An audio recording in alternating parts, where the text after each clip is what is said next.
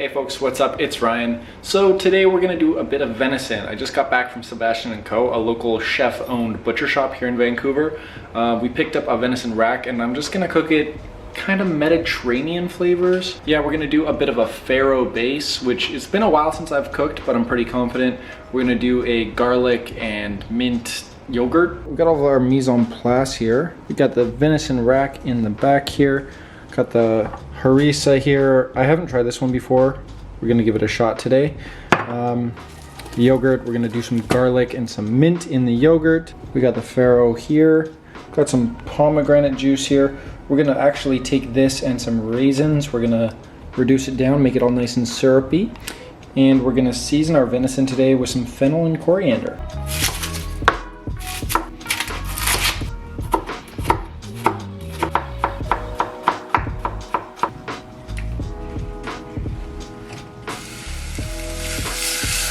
So I'm just gonna sweat down some garlics and some onion, get a little bit of color, not too much.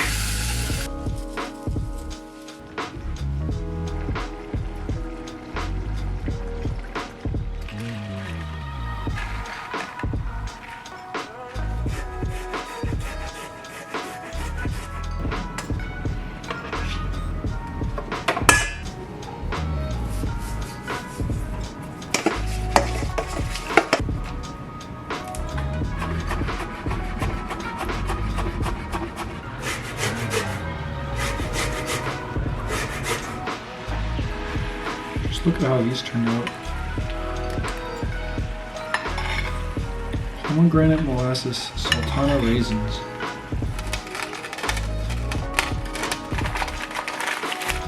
Some nice little venison chop here. It's been tied here so that when it cooks it stays nice and round. Yeah, we're just gonna season this with our spice blend I just made. Some salt, we're gonna sear it up, baste it in some butter. Get it to a nice medium rare consistency and we'll see from there.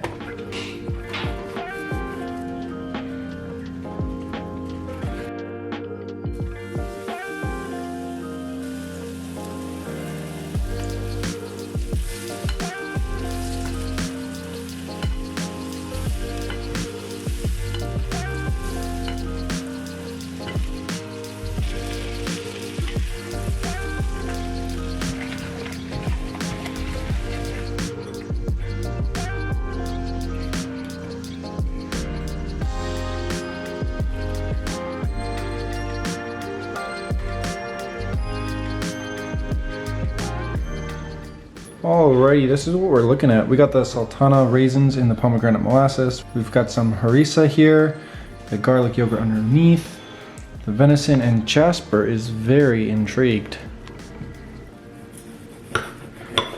That's really good. Venison is a very lean meat because of the butter basting and the pomegranate molasses. It is really good. The sultanas give you sweetness, the harissa, a little bit of spice, and the farro just like ties everything in together with that garlic yogurt. The mint is just like super subtle. That is delicious. Now, let's talk about meat. So I'm sure we're all pretty aware of the impact that meat has on our planet. It's kind of one of those things that is hard to avoid talking about. But from a culinary perspective, I find that it's a little bit more overlooked. A lot of chefs, when designing a menu, don't really look at environmental impact when creating a menu. And even when people go out to eat, they find themselves looking at a menu and saying, am I gonna have a red meat, a white meat? Am I gonna have fish? Or maybe like the one or two vegetarian options that they have on the menu. And personally, I just have some opinions on the consumption of meat and the way I'd like to see consumption of meat go in the future. Personally, I think that we're at an all-time high for meat consumption. And we haven't really been slowing it down because I really do enjoy eating meat. And there is something really satisfying about the way that the fat tastes.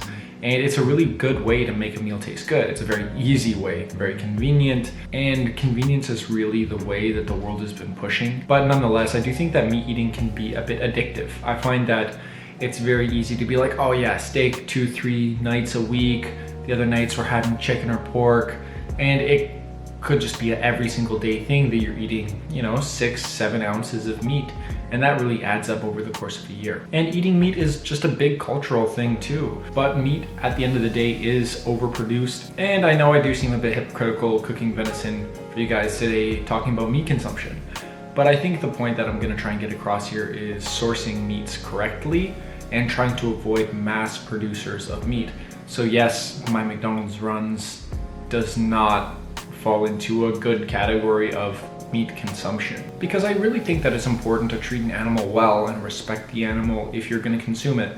You want the animal to live a happy life, not respecting the animal, putting it in a cage, treating it like just another creature in hundreds of thousands that you're going to slaughter that day. It just doesn't feel right as a consumer, as a chef, to, you know, break down a whole animal and think that it wasn't treated fairly or correctly. By eating like low quality meats, yeah, you get meat every single day of the week, but the quality is so low that I find that you don't really get to enjoy it to its fullest potential.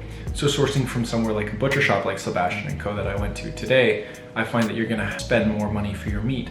And you might get smaller portions, but overall the quality will be a lot more rewarding at the end of the day. I find that butcher shops have connections to local farms, and they really treat the animal with a lot more respect than somewhere like a McDonald's farm. Because personally, I don't think that society can completely turn away from meat consumption altogether. I think that that is a little bit unreasonable to ask everybody in the world to go vegan. While the vegan movement is incredible for sustainability, it's just unrealistic for a lot of people. The first step to reducing our carbon footprint in animal consumption is to source ethically. Every once in a while is better than all the time.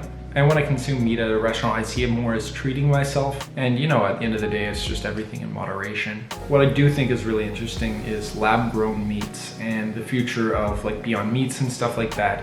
And I'd love to see that more in restaurants as well as like fast food places.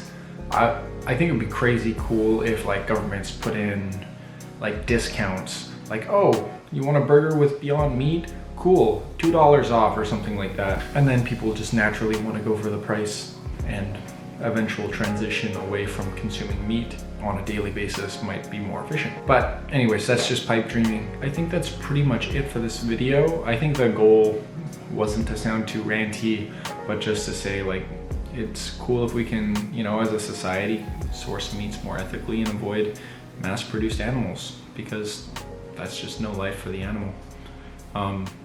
Yeah, anyways guys, hope you had a good day, hope you enjoyed the little video, and we'll see you guys next time. Peace.